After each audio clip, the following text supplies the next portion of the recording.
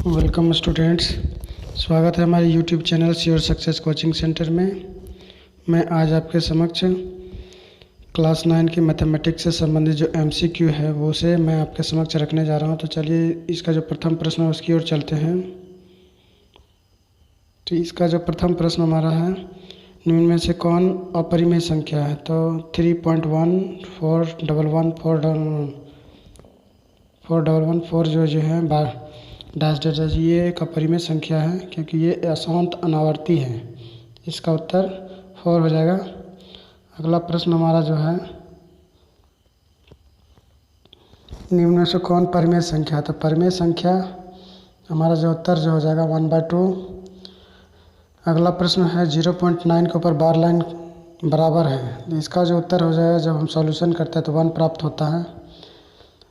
125 के पावर 1/3 का वैल्यू जो है मान होगा, तो इसका मान जब निकालते हैं तो इसका मान हमारा 5 निकलता है। इनमें से कौन बहुपद नहीं है? तो बहुपद नहीं है जब इसका वैल्यू निकालते हैं तो हम जानते हैं कि वैसी संख्या है जिसमें चर मान बट्टा में हो, या चर मान रूट में हो, या चर मान का घात जो अपूर्ण संख्या हो, वो बहुपद नहीं होता। तो ये पहला भी बहुपद नहीं है। पहला जो ऑप्शन वो बहुपद नहीं है, और चौथा ऑप्शन जो अंग्रेजी अक्षर x जो चर मान है रूट में, ये भी बहुपद नहीं है। इसलिए दोनों उत्तर होगा। 5y की पावर 6 - 4y² - 6 का घात। तो घात जब निकालना होगा तो हाईएस्ट पावर को हम घात कहते हैं, तो इसका घात जो हो जाएगा 6 हो जाएगा। px बराबर 3x - 2 के शून्यक हैं, तो शून्यक जब निकालेंगे तो इसका जो वैल्यू होगा 2/3 निकलेगा। अगला जो प्रश्न हमारा है, उसका जो प्रश्न है x - 1 से अगर x का power 4 plus x³ - 2x² plus x plus 1 को भाग देने पर शेषफल प्राप्त होगा। तो इसका जो उत्तर आएगा हमारा, तो उत्तर हमारा 2 प्राप्त होगा। निम्न में से कौन रैखिक समीकरण था? रैखिक समीकरण का जो हाईएस्ट पावर होता है 1 होता है।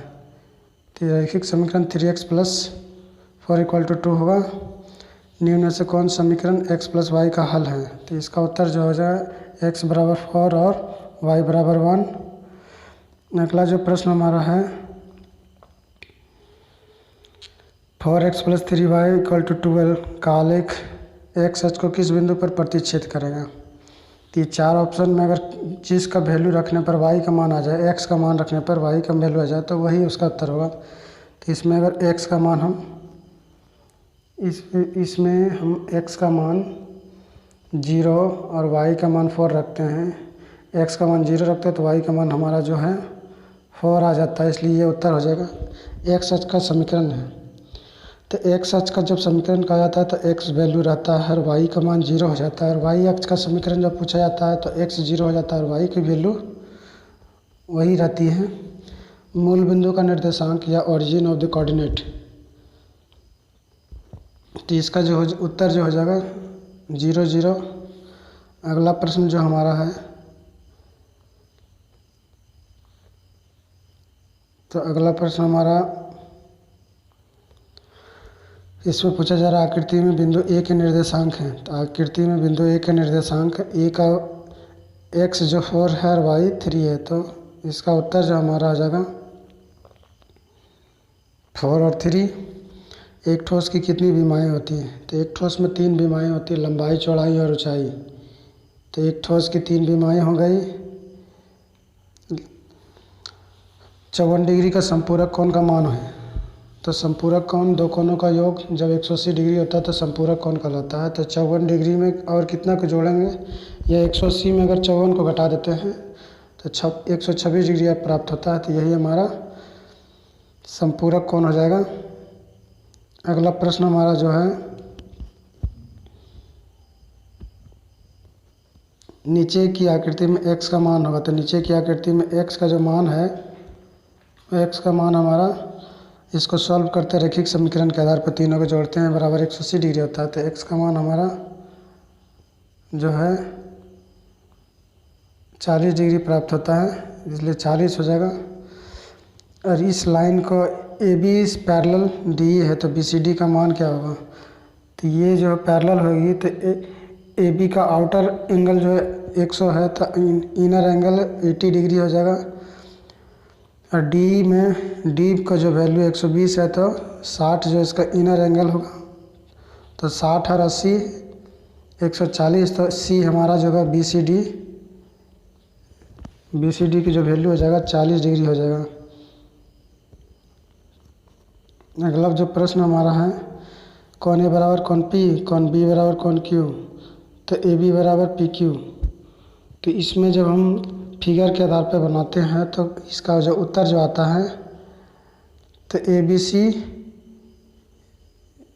सी जो हमारा कंग्रुएंट हो जाता है ट्रायंगल पी क्यू आर का। तो इसका उत्तर ये हो जाएगा angle C is greater than angle B. तो एंगल सी जो है एंगल बी से ग्रेटर देन है तो इसका जो उत्तर सी सिंपल जो है ए बी जो है ए सी से बड़ी होगी। अगला जो उत्तर हमारा है क्वेश्चन जो हमारा है ए बी बराबर ए सी तो बी 70 डिग्री तो ए का मान क्या होगा। अगर ए बी बराबर ए सी है तो कौन बी अगर 70 है तो कौन बी का मान जब 70 है तो सी का मान भी 70 होगा और ए का मान 40 डिग्री हो जाएगा। तो इसका जो उत्तर हो जाएगा 40 डिग्री हो जाएगा। एक चतुर्भुज के कोण 3:5:9:13 है तो अनुपात x मान लें तीनों को 3x 5x + 9x + 13x = 360 degree करेंगे तो इसको काटने पर हमको 12 डिग्री प्राप्त होता है और 3x का जो वैल्यू पुट करते हैं तो उसको हमको आंसर जो है 36 डिग्री प्राप्त होता है। इसलिए इसका उत्तर जो हो जाएगा सबसे छोटा कोण का 36 डिग्री।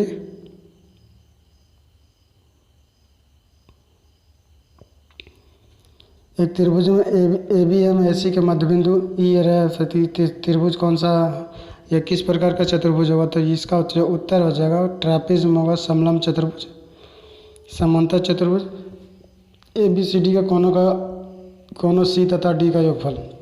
जो समांतर चतुर्भुज के सम्मुख कोण का योग 180 डिग्री होता है तो इसका जो उत्तर हो जाएगा 180 डिग्री। अगला जो प्रश्न हमारा है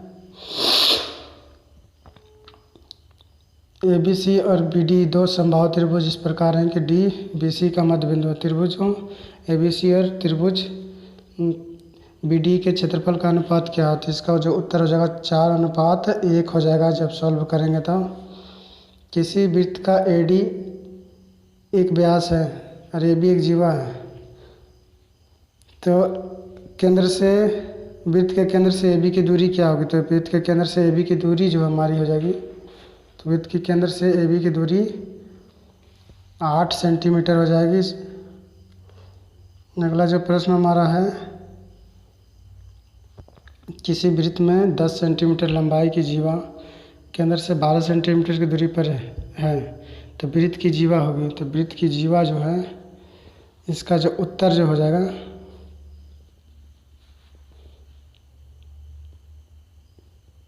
को प्रश्न हमारा है किसी वृत्त का ए डी एक व्यास है और ए बी एक जीवा है। तो A D 34 centimetre A B 30 centimetre तो वृत्त के केंद्र से ए बी की दूरी है। तो वृत्त के केंद्र से ए बी की दूरी जो है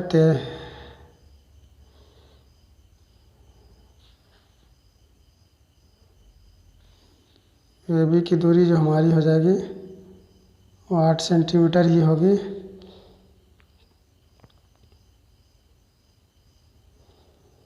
किसी वृत्त में 10 सेंटीमीटर की लंबाई केंद्र से 12 सेंटीमीटर की दूरी पर स्थित है तो वृत्त की त्रिज्या होती है। वृत्त की जो त्रिज्या है इसमें वो 13 सेंटीमीटर आएगा। बी का मान 7 सेंटीमीटर है। कौन बी बराबर 75 तो ए बी और प्लस ए सी का मान क्या हो। तो ए बी प्लस ए सी एक त्रिभुज की रचना संभव हो जाएगी लेकिन इसका ए बी और ए सी दोनों का एंगल दोनों का माप करते हैं तो भुजा के माप हमको 13 सेंटीमीटर प्राप्त होता है। समबाहु त्रिभुज का परिमाप 180 सेंटीमीटर, तो त्रिभुज का क्षेत्रफल क्या होगा? तो त्रिभुज का क्षेत्रफल 900√3 आएगा। 900 नहीं होगा, 900√3 होगा। तो इसका उत्तर हमारा ये 900।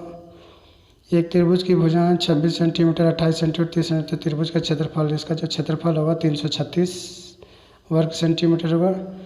2r त्रिज्या वाले अर्धगोले का आयतन होगा, तो इसका अर्धगोला का आयतन 16/3 πr³ आएगा। अगला जो प्रश्न हमारा है, एक घन का कुल पृष्ठीय क्षेत्रफल 1014 मीटर स्क्वायर है, तो घन का आयतन क्या होगा? तो घन का आयतन 2197 होगा। 8 सेंटीमीटर, 6 सेंटीमीटर, 5 सेंटीमीटर बीमा वाले आयतन बॉक्स में रखे जा सकने वाले पेंसिल की लंबाई, या इसको हम सीधा सीधी कह सकते हैं कि विकर्ण निकालना है। तो विकर्ण को D = L² + B² + H² निकालते हैं। तो 8 का स्क्वायर 64, 6 का स्क्वायर 36, 5 का स्क्वायर 25, सबको जोड़ते हैं तो 125 आता है। उसका वर्गमूल करते हैं तो 11.2 आता है। अगला जो प्रश्न हमारा है, यदि किसी बेलन की त्रिज्या और ऊंचाई दुगनी कर दी जाए तो उसका उत्तर क्या होगा? उसका आयतन क्या होगा? तो इसका आयतन जो है 8 गुना हो जाएगा।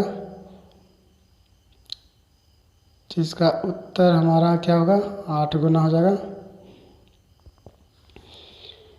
वर्ग अंतराल 25 31 का वर्ग चिन्ह क्या होगा? तो 25 31 का 56 होता है, जोड़ने पर इसका वर्ग चिन्ह 28 हो जाएगा। बहुलक क्या होगा इसका? 14 25 14, 28 18, 17 18, 14 23, 12 22, 14 18 का बहुलक। तो बहुलक वो संख्या होती है जो ज़्यादा बार रिपीट होती है, इसलिए इसमें सबसे ज़्यादा संख्या जो हमको रिपीट हो रही 14, 4 बार, इसलिए इसका उत्तर जो है 14 हो जाएगा। अगला जो प्रश्न हमारा है,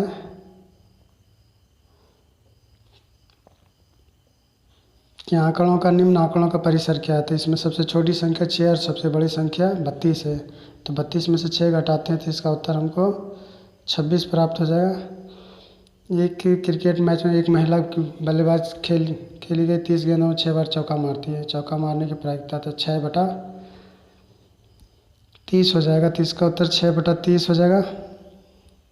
एक पासा को एक बार फेंका जाता है, समाने की प्रायिकता। एक पासा को जब एक बार फेंका जाता है तो समाने की प्रायिकता। तो पासा में 2 4 6 ये 3 सम संख्याएँ होती है, तो 3/6 अर्थात इसका उत्तर जो हो जाएगा 1/2। अगला जो प्रश्न हमारा है, निम्न में से कौन अपरिमेय संख्या? तो अपरिमेय संख्या जो हमारी होगी 2 × 1/4 हो जाएगा। बाकी सभी संख्याएं परिमेय हैं। प्रत्येक परिमेय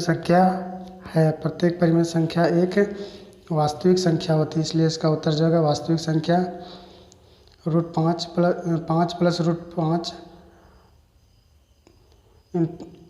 5 + √5 और 5 - √5 = तो a + b का होल स्क्वायर में तोड़ते हैं इसको, तो हमको 25 में से 5 घटाते हैं तो 20 इसका उत्तर हो जाएगा। अगला जो प्रश्न हमारा है,